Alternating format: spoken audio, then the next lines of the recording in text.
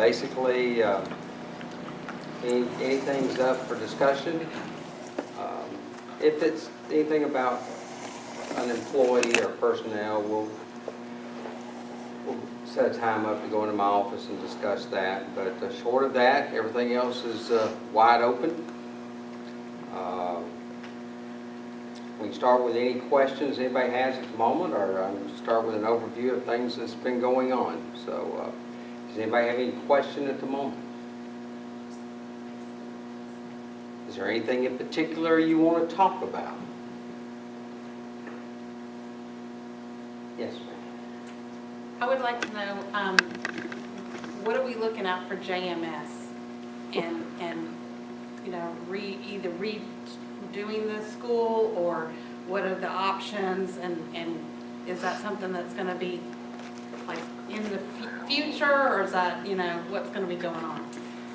It is, and I talked to some of the ones at the central office yesterday, actually, about getting a timeline together.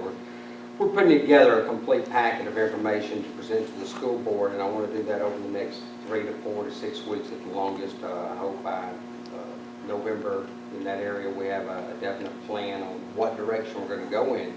There's about there's a number of different directions, but we're going to show, we've got about 4 different scenarios that we're going to present to the school board. And try to get as close to a cost analysis as we can. One of them will be to rebuild a new middle school right there on that property. Second one would be to build a new middle school on another piece of property.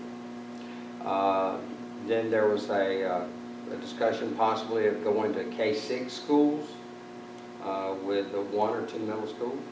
And then the possibility of taking the 4 elementary schools and changing them to 3 K-4 schools, and then a 5th and 6th grade school, a 7th and 8th grade school, and then 9 through 12. And we're going to list the pros and cons of each of those opportunities. If we build a new school, it's going to take the vast majority of the SPLOST to do so, and if that's, we're going to look at that, and if that's the case, we'll go a wonderful new middle school. Or we're also going to have some options that we can go into some of the other campuses and do things that we need to do to improve those campuses. Like, for instance, going in at Pickens County Middle School and enclosing that campus where students do not walk outside between buildings, and possibly add a new auditorium to that building, and then at that point would also probably put a new ag center and cannon plant over there, and fix up the football field over there. It would also give some opportunity to do some things at the high school. Go in, that part of that building is 20 years old now. Is it right at, it's right at 20, if not 20 years old, and we need to go in and do some things with some lighting, some tiles, ceiling tiles, floor tiles, and bring that up to be where it needs to be. And there's some, we need to do some things with that athletic complexes out there there's some equity issues there that we need to solve and take care of. And I'd like to have all our sports teams located at the high school instead of on different campuses.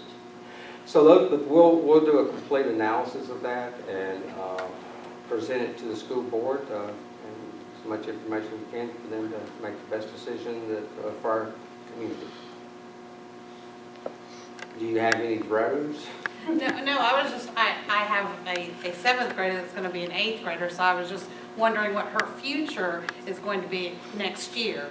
You know, if this is something that's going to happen soon, or is this maybe years out? Or? Well, we would start pretty quickly the process of whatever it is of any of those decisions, depending upon the decision. If it is to build a new school, we'll start that process, but it would not affect her at this point. By the time we get the architectural drawings and everything in and approved, and that whole timeline, she would be well into high school by the time we get that one built. But, you know, the flip side of it is if we don't do that, there's things that we can start pretty quick, which could have an impact on it. Mm-hmm. Any Other? Yes, sir. Dr. Wilson, if you happen to, one of your scenarios was realigning the grades, if you did realign the grade scenario, would you still have to keep the Jasper Middle School? We would actually, well, if we did the K-4 alignment, actually we could lose a school, a campus. Well, we wouldn't lose a campus, but we could lose a school, and then have some options on that campus. Whatever we do at the Jasper Middle School area, my recommendation would not be remodeling. If we're going to do some construction there, it needs to be torn down and started over, just to the point that you can't retrofit all that stuff. There's some options if we did go K-4 and did not use the Jasper Middle School campus as a Pickens County school. I've been approached on a couple of different scenarios. One would be it would be the potential possibly a training facility located in this area that would draw people in law enforcement from all over the state to come up. I mean, so there's possibilities. Mountain Ed, they've got 200 kids over here and growing. If they continue to grow, they're going to outgrow this part over here. And so there's some possibilities for relocating some programs within the school system there. But as a school itself, we would go from 7 schools to 6 schools.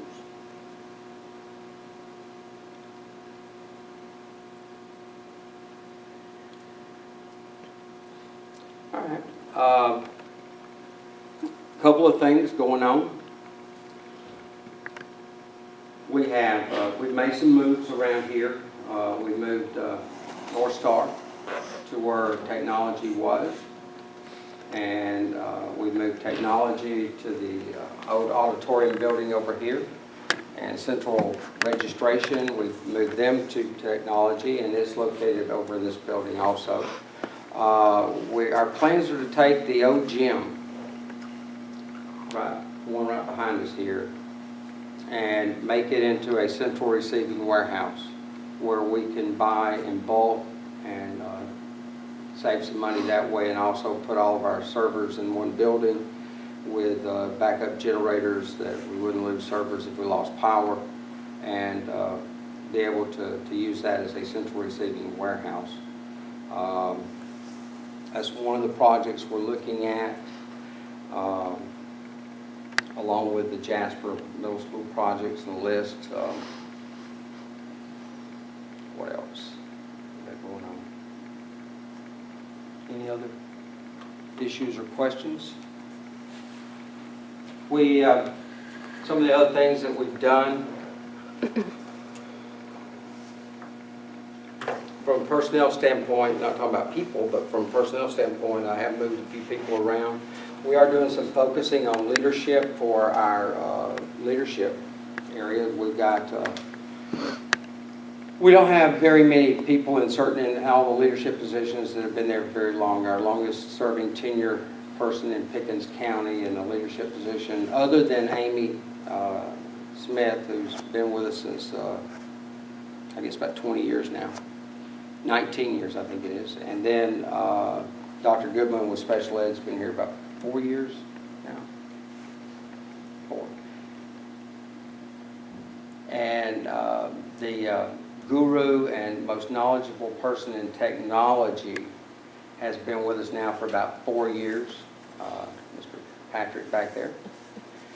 But short of that, everybody's not, and some of them are inexperienced in the positions that they're in, but they're all new to those positions here in Pickens County. So we're focusing on some staff development and training to have that group talking the same language and working in the same direction. We're also started, I met with a cadre of them last night, or not last night, I'm sorry. I don't know, what is today? Monday. Today's Monday. Maybe it was Thursday, I think it was. But of aspiring leaders within the school system. And we've got about 11 of them that are going to be going through a leadership training program. so that we can prepare the next generation of leaders in our county from our county. So that day will be starting very shortly. We met for the first little meeting the other night. And so we're trying to prepare people in the positions they're in and also prepare people for future positions for our county. We've got a great school system in this county. We've got great teachers, great staff, great students, parents. We just want to be a better school system, and we're making strides in that area. Some of the other things that we're working on,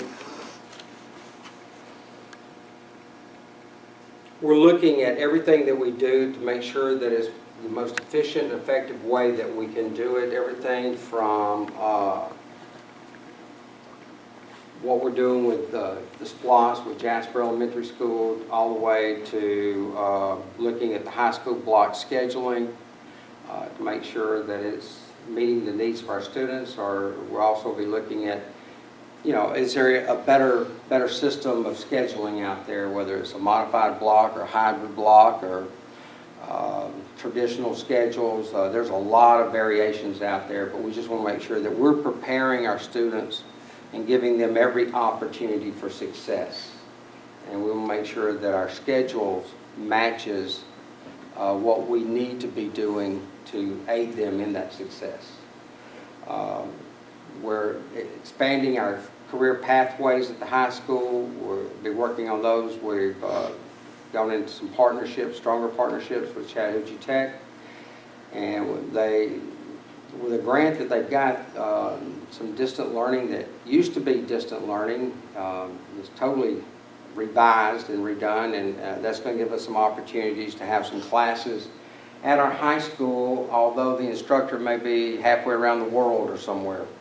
And it's a pretty neat kind of setup. I've seen distant learning before. It does it an injustice to call this distant learning, because it is really a neat setup. We'll be capitalizing using some of that. We've got a lot of our students, 20-something students going over to Chat Tech for what 2 weeks ago was called Moved On When Ready, but now it's gone back to dual enrollment. So we're using that availability, and we're actually transporting some of our students over there. We are on the list to have an JROTC program at the high school. If anybody has any strings with the chief of staff or the president, call them and see if they go ahead and get this thing funded, so we can get that started. We're looking at reorganizing the high school some in schools within schools, using our pathways and grouping some of those pathways together and making them schools within schools, such as the School of Fine Arts, or possibly the School of Business or the School of Public Service, and group some pathways together and try to create some ownership and belonging to those schools. Even to the point that on our diplomas, we could even have Pickens County High School, School of Fine Arts. And so we're looking at some of those kinds of things to engage our students in order to make them feel connected and to have some pride. And so we're looking at those possibilities.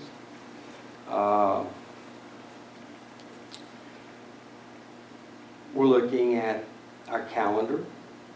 We're looking at the number of days we go to school compared to some of the other areas. We're looking at Murray County's calendar. We're looking at how effective that calendar is. We're looking at whether or not it's affected. They've gone from 180 days to 160 days. They started the Tuesday after Labor Day. There's some advantages and disadvantages to that.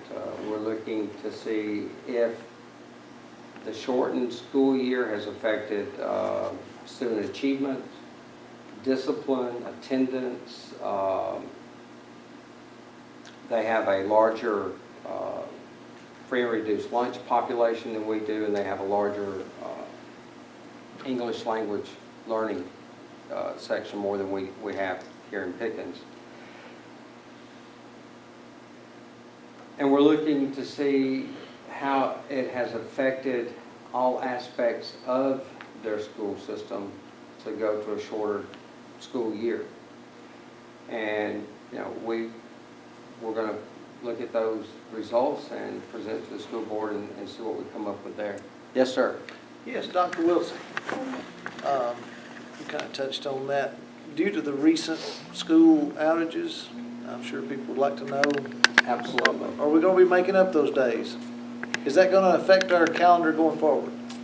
Well, in the foresight of our school board over the last couple of years, they have added minutes to our school day. Let's back up and say, under the school policy, state policy, schools were forgiven up to 4 days of absences like that, and on the 5th one, they'd have to start making them up. Then, if the governor or the president declares a state of emergency, those days are forgiven. Well, because of sunshine and rain, we've missed 6 days so far. So we would normally have to make up those 4 days, but because of the foresight of our school board over the last couple of years, adding those minutes to the school day, at the high school level and down at the middle school, academic day supposed to be 330 minutes, and that's for academics. That does not include transition, and it does not include lunch. But if you add all that back in there, we still go X number of minutes every day. That if you calculate that out throughout the entire school year, it's close to about 18, 19 days that we technically could miss and not make them up under that guidelines. But because also the change in the governance system that the state came out with a couple of years ago, and we, as a system, our school board chose to go as a strategic waiver school system, we have the ability to even waive that if we wanted to. So whether it's making it up through the minutes that we already have, or if we had to waive it now, you know, we get up past 17, 18 days and need to start waiving some things. You know, of course, we've had sunshine, we've had rain, we may have a glacier coming down Talking Rock Creek this winter, I don't know, or a meteor shower or something, because it has been a strange school year already. But what we will do, and I'm going to be talking to the school board about it, at the moment we do not have to make those days up. And as long as it doesn't affect student achievement, then we're not going to, unless the school board wants to really make those up. I asked some teachers in Murray County on the 160-day calendar, I said, now, how is it? Because I was concerned about not having as many days for academic time. And I said, is that, not having those sweet days, how does that not hurt you? And both of them said that, well, we know that if our test scores drop, we're going back to the 180-day calendar. So we're doing everything we can to make sure those test scores don't drop. So I'm not saying that we don't use our time totally efficiently every day from bell to bell, but we don't. And so some of that time could be made up in the classroom. Any other questions? Concerns? Issues? Suggestions? Let's see what else.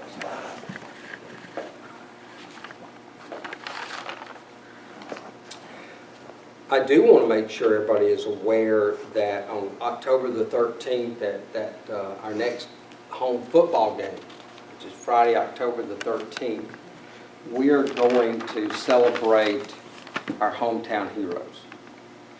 And we're asking that anyone that had anything to do with the cleanup and emergency assistance of our last hurricane visit, all of our power companies, our road crews, our law enforcement, our emergency management personnel, anybody that had anything to do during that time period to assist, all they got to do is show their ID and they'll get into the football game free.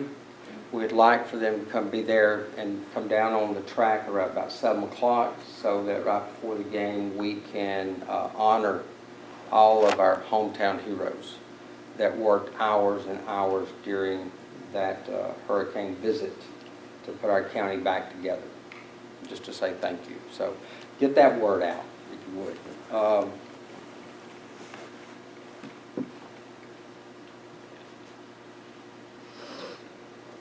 I have also started 4 advisory councils. We've had three of them have met already. I met with the students at the high school about 3 or 4 weeks ago. I had a parent advisory council meeting the other night, and then a business advisory council meeting the other morning.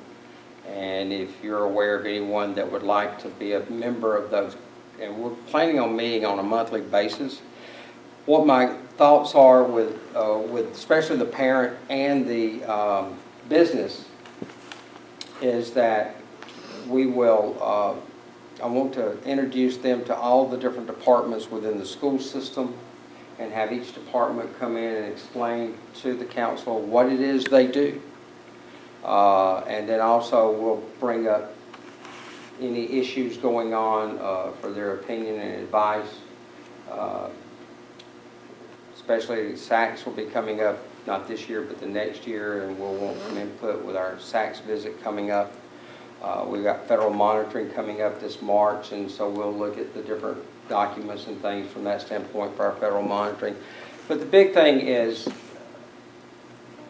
to be the school system that this county wants and deserves is going to take a collaboration between the school itself, the business, the parents, and the students all working together to make it a great school system. And this is the foundation to start with some of that working together. And so that's what we're looking at is creating the best school system in the state of Georgia. A couple of good things. We are one of the few, if not the only, and I need to find out somehow from this from state audit, but I don't know if there's maybe a few more possibly, but our school system is 100% debt-free. We do not owe anybody any money. And if we got a few charge cards, but we pay them off on a monthly basis, we don't owe anybody money.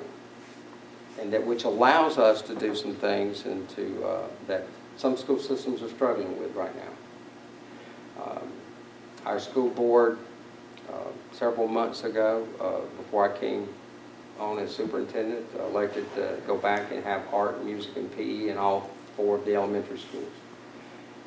Most of that, a lot of that is out of local funds that they have to generate. So, but if we were not financially in the position that we're currently in, we would not be able to do that.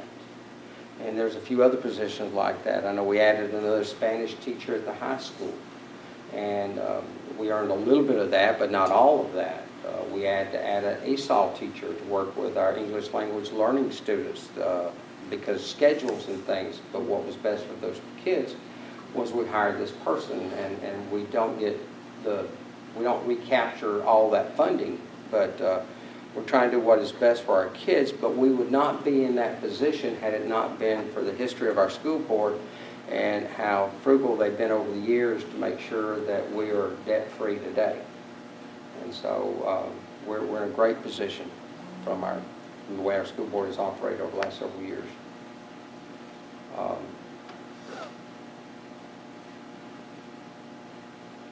Anything else? Any other issues? Yes, sir.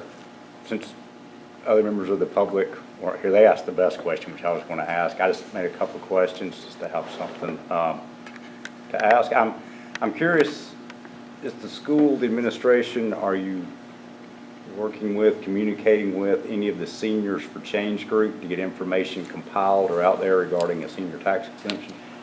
We have, not only has our school board and our chairman of the school board, our finance CFO, Amy, has spoken with one of the ones that is leading that group of change for information.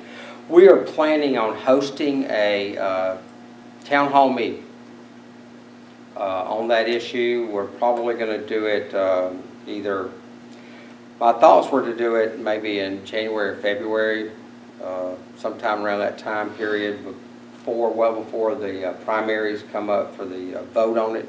But we want to make sure everybody has 100% as much information as they possibly can, correct information, to make a decision. And then from that standpoint, we'll try to bring up as close as we can the ramifications, pro and con from that, and allow our citizens to have an educated vote. And in doing so, we will go with their educated vote, of course. But, you know, we'll get into some of the pros and cons of it when we have those meetings.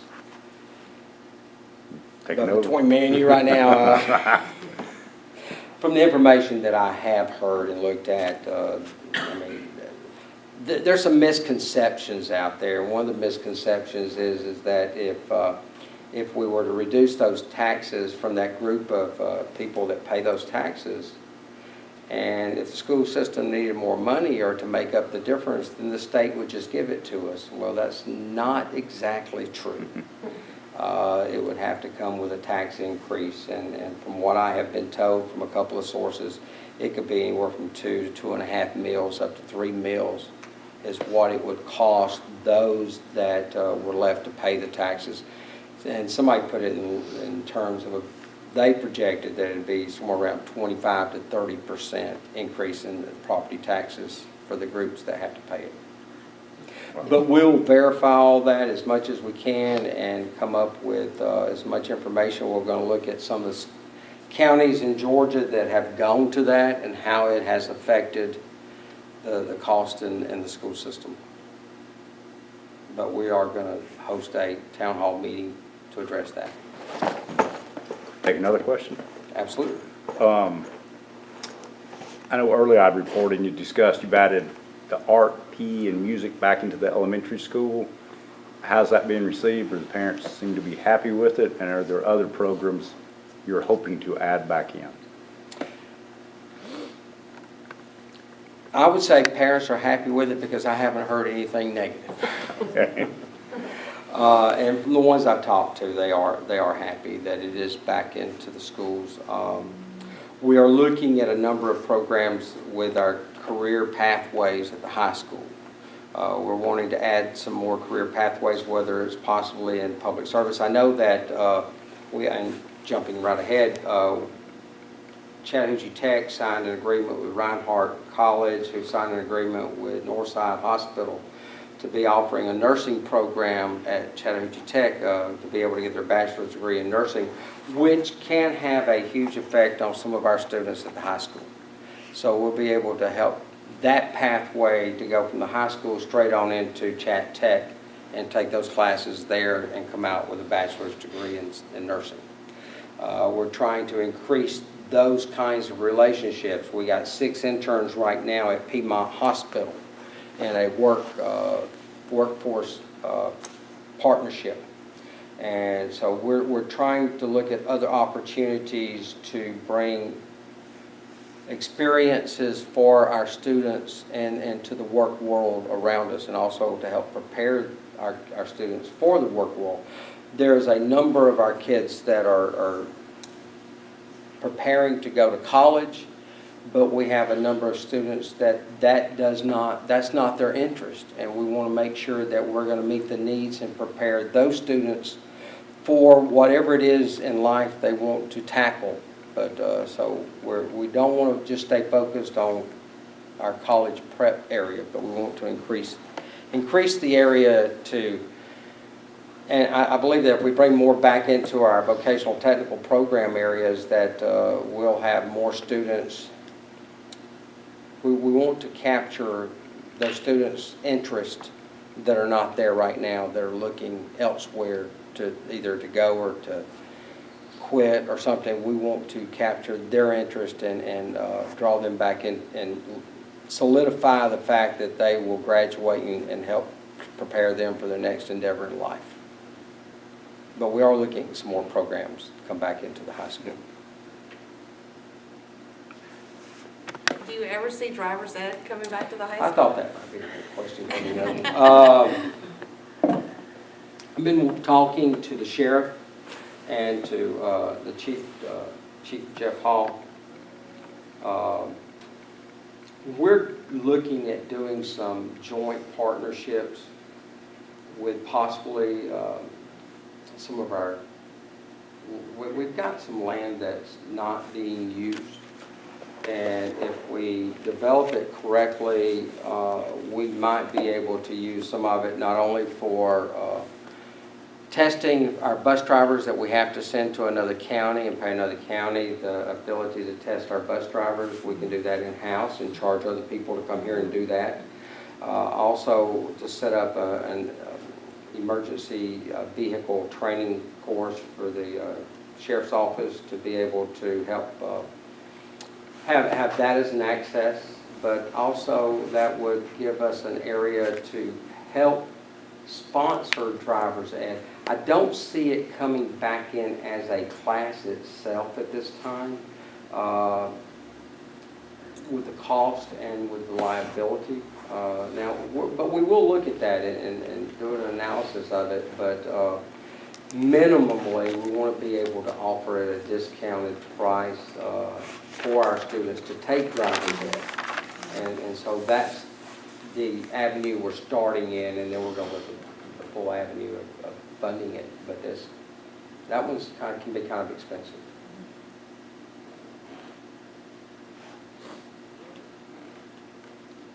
You have any more One more? questions? Absolutely. How would you assess the morale of your staff and the classroom teachers up? You put you on the spot. Well, I think school is also a mirror image of society. What's going on in society happens in school. What happens in school goes on in society.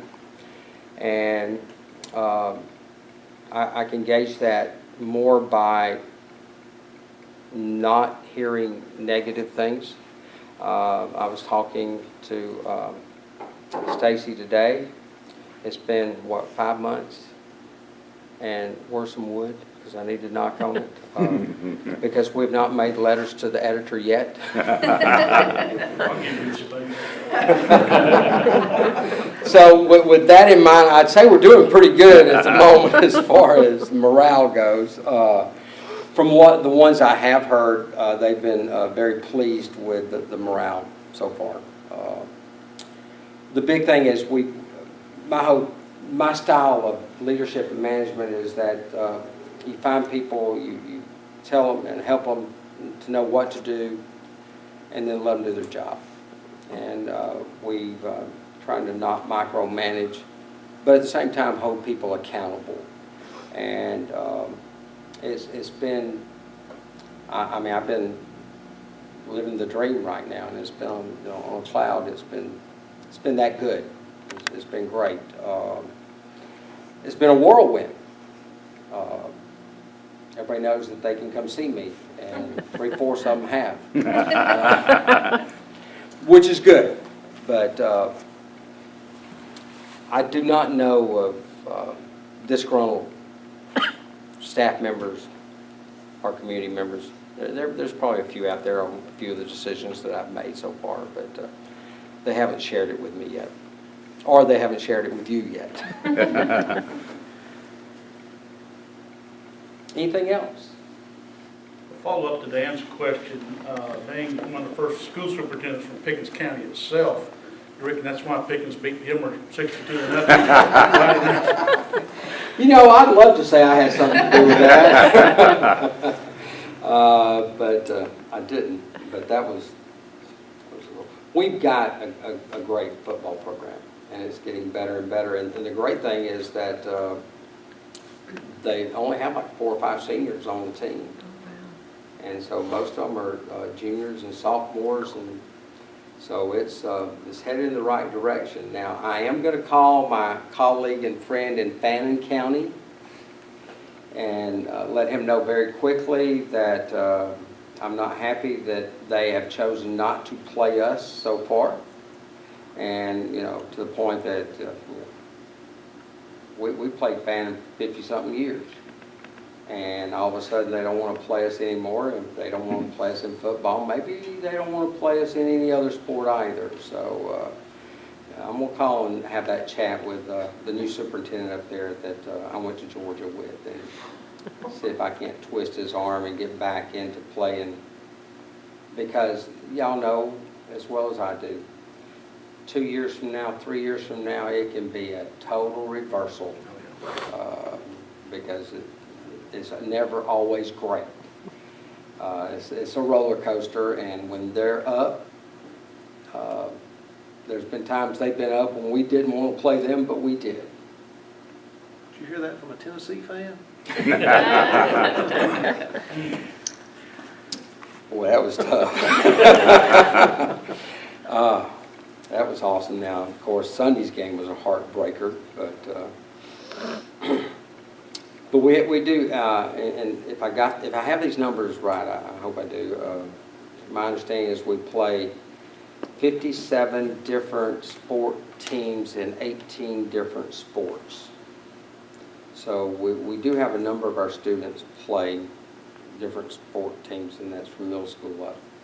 And we are looking at doing some things at the high school with our athletic complexes that I hope will occur. We're also looking at redoing our entire communication system from our radio system, that to make it digitized and make it a better system with GPS on it, and also it gives us the availability that the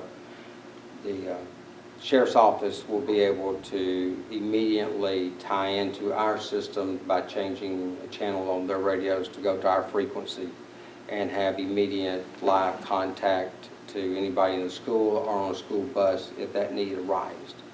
We're also redoing all of our camera systems right now, and we'll also be able to give them an IP address, and they can pull up what's going on inside that school before they get there on their monitors. So we're trying to work with them to help make sure our students are safe. We're looking at adding a guard at the high school. Right now that is an open campus, and we have people coming and going during the middle of the day that do not need to be coming and going. We have students leaving and cutting classes and going and picking up things and bringing them back that they shouldn't be picking up and bringing back.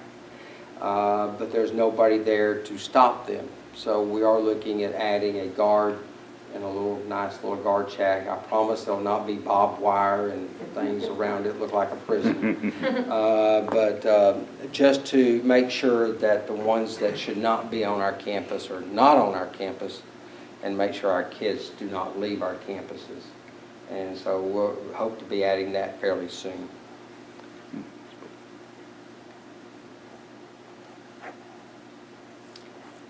Any other projects that I've forgotten about that We did put 2 safety vestibules in our elementary schools this year that people were able to just walk straight into the building and go into the school. Now they have to enter the office and be butted in. I think that's a big step. we're trying to make We sure. got to do that at Pickett Middle School too. That one's too easy too. Oh, yeah. And we're trying to make sure that we're going to do everything proactive to make sure our students are safe. I mean, last night just still kills me out in Las Vegas. And y'all, yes, there's some sick people out there in the world, but there's some people out there that are just plain out evil. And they're just evil and mean. And they're all over the place. So we just want to make sure we keep our kids as safe as possible. And our staff. Any other questions or concerns? I plan on having about 4 of these. I had originally planned on having 2 at night and 2 early in the morning with coffee and donuts. But, so Patrick's gonna bring the donuts. And, so we'll be looking forward to the next one. We'll have it early in the morning for those that couldn't make an evening one. But, you know, there again, if you don't have to wait till a chat to come ask a question. My office, my door's open, so just come on in, let me know. And if you got suggestions, absolutely, bring me some suggestions. I like changing things for the better. Just like we changed some parking and traffic. I mean, right before school starts. That's my only problem, is when we come up with a good idea, I just want to go ahead and do it right quick. And that puts some of them in a hurry. And I got to be careful with that. But there again, that was a safety issue. We need to get cars off 53. And I know I created a problem on Lawson, but we're going to try to fix that too. Anything else? Overall better on your JMS traffic change? Yes. Yeah.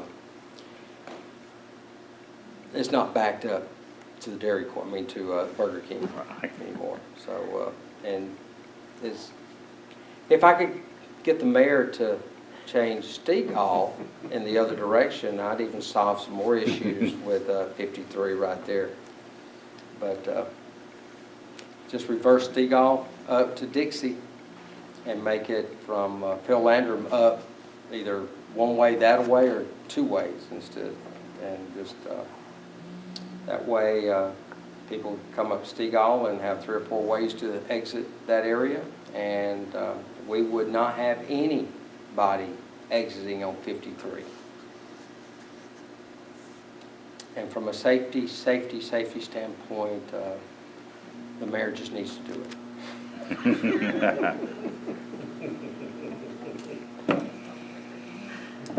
He did tell me that when I took the gym back from him that he was going to throw me under the bus with JYSA, and of course he did. And of course I told him I wouldn't expect anything less, but we did take care of JYSA, and they're much happier now and in a better location. So I don't mind throwing him under the bus on the reversal of Stegall.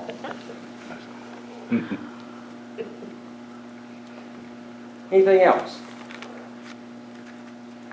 Well, I'm glad all of you came tonight. I understand that Rob has invited all of us to dinner from the commissioner, so we'll follow him and go eat dinner. But thank you.